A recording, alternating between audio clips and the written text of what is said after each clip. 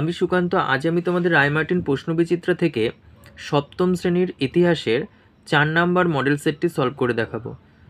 First unit test 4 নম্বর model set. তো চলো শুরু করা যাক। দেখো, 1 নম্বর, প্রাচীন বাংলার অঞ্চলগুলির মধ্যে বৃহত্তম ছিল পুণ্ড্রবর্ধন।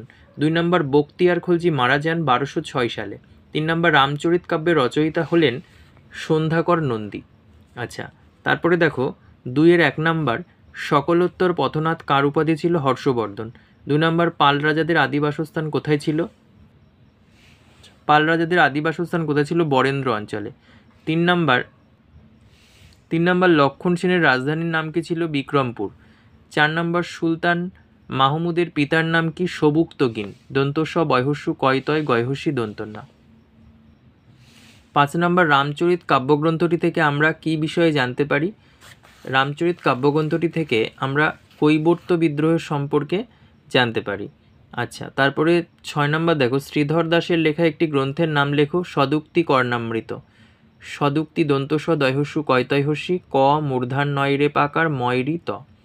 আচ্ছা, তারপরে 7 নম্বর, গীতগোবিন্দম কাব্যের রচয়িতা কে ছিলেন? জয়দেব। আচ্ছা, 3-1 নম্বর দেখো, গৌড়তন্ত্র বলতে কি বোঝো? দেখো 30 পেজে 17 নম্বর কোশ্চেন, গৌড়তন্ত্র বলতে কি বোঝায়? এখান থেকে পড়বে। 2 নম্বর, পঞ্চরত্ন কাদের বলা হয়? 61 পেজের 28 নম্বর কোশ্চেন, এখান থেকে পড়বে পঞ্চরত্ন। আচ্ছা, অথবাতে হিজরত কি? এটা এর আগের স্কুলগুলোতে দেখানো আছে, মডেল সেটগুলোতে দেখানো আছে, দেখে নেবে। আচ্ছা, তাও বলে দিই, 33 পেজে 40 নম্বর কোশ্চেন। আচ্ছা, তারপরে দেখো, এই অথবাটা কি আছে? বজ্রযান বা তন্ত্রযান বৌদ্ধমতের জন্ম হয় কিভাবে? এটা পাঠ্য বই 31 পেজে পেয়ে যাবে। দেখো, পাল যুগের বৌদ্ধ ধর্ম অনেকটা আলাদা ছিল। পাল যুগে মহাযান বৌদ্ধ ধর্মের সঙ্গে অন্যান্য দার্শনিক চিন্তাধারা মিলে গিয়ে বজ্রযান বা তন্ত্রযান বা তান্ত্রিক বৌদ্ধমতের জন্ম হয়েছিল। এই মতের নেতাদের বলা হতো সিদ্ধাচার্য। 4-1 নম্বর দেখো, ত্রিশক্তি সংগ্রাম কি? দেখো 31 পেজে 27 নম্বর কোশ্চেন, এটা পড়বে, ত্রিশক্তি সংগ্রাম। তারপরে দেখো, পাল ও সেন যুগে বাংলায় কি কি ফসল উৎপন্ন হতো? দেখো, পাল ও সেন যুগে বাংলার প্রধান প্রধান উৎপন্ন ফসল কি? দেখে নাও। তারপরে অথবাতে আছে, পাল শাসনের তুলনায় সেন শাসন বাংলায় কেন কম দিন স্থায়ী হয়েছিল?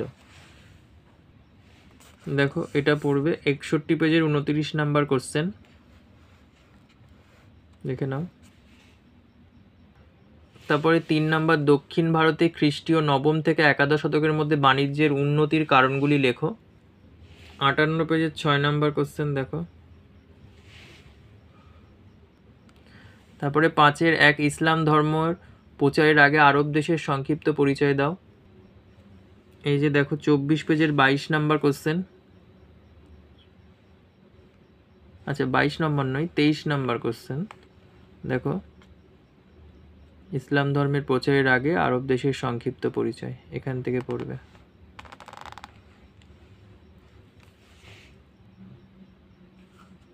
আচ্ছা, অথবাতে আছে দেখো, দক্ষিণ ভারতে চোল শক্তির উত্থানের পটভূমি বিশ্লেষণ করো। 23 পেজের 21 নম্বর কোশ্চেন, এখান থেকে পড়বে।